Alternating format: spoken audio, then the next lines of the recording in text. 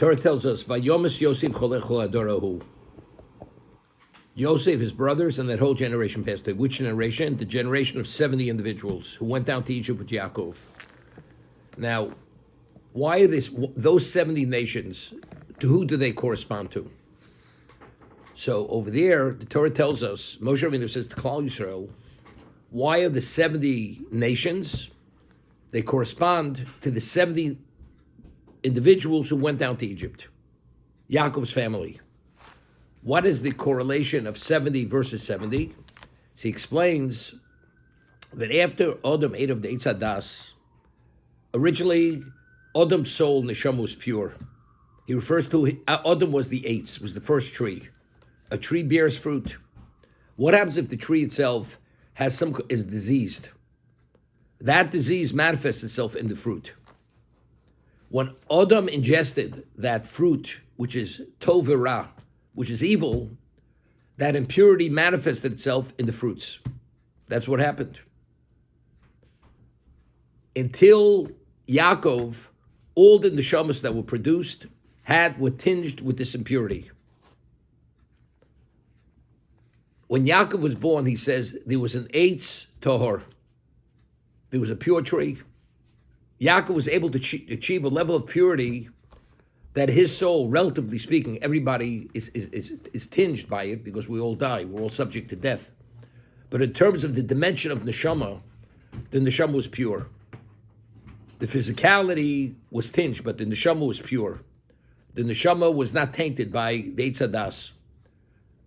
As a result of that, the fruit he produced, the neshamas, which came from Yaakov, his children, and the 70 individuals, these were pure souls.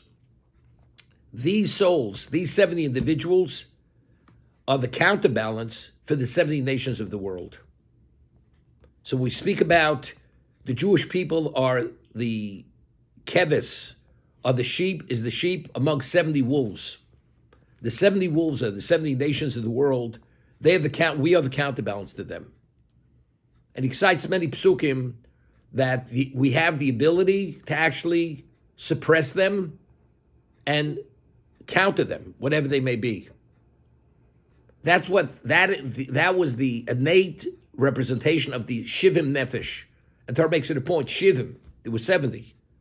Because those were the fruits of the Elon Torah, the pure tree which produced these 70. So when this generation, now what was Egypt? Egypt, that was mentioned, Yecheskel Hanavi refers to the Egyptians as Besor and Besar Chamorim. Their flesh is the flesh of donkeys. So we've mentioned many times the name of the Maral of Prague. What do you mean they were donkeys? I mean, they were the height of civilization.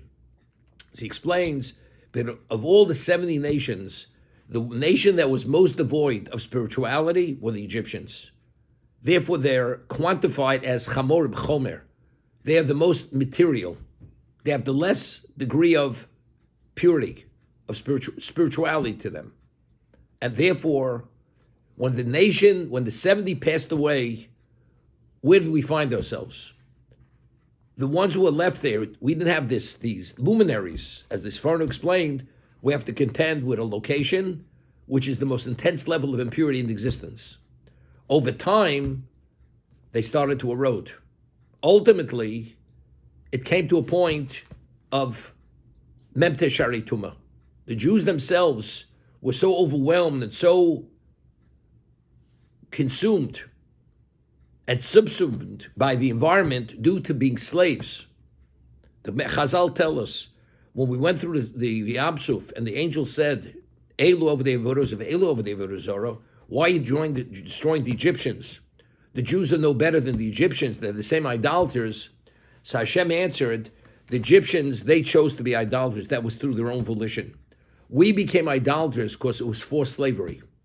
And a slave being dominated and dictated in every aspect of his life is vulnerable to the influences of the master. That's why the Jews became of the Avodah Zarah. We became idolaters.